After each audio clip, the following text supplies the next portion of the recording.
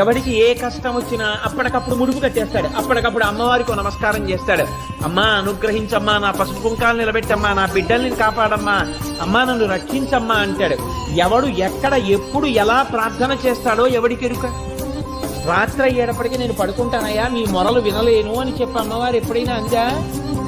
ఆ తల్లి అసలు కనురెప్ప పడడం అన్నదే లేదు. ఎందుకని?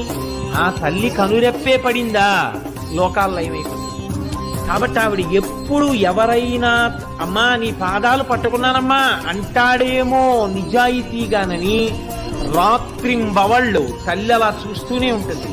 ఎవరైనా కానీ అమ్మా అని గట్టిగా ఆర్తితో నమ్మకంతో పిలిచారో అంతే, ఉత్తర క్షణం ఆ తల్లి అనుగ్రహించి పలికేస్తుంది.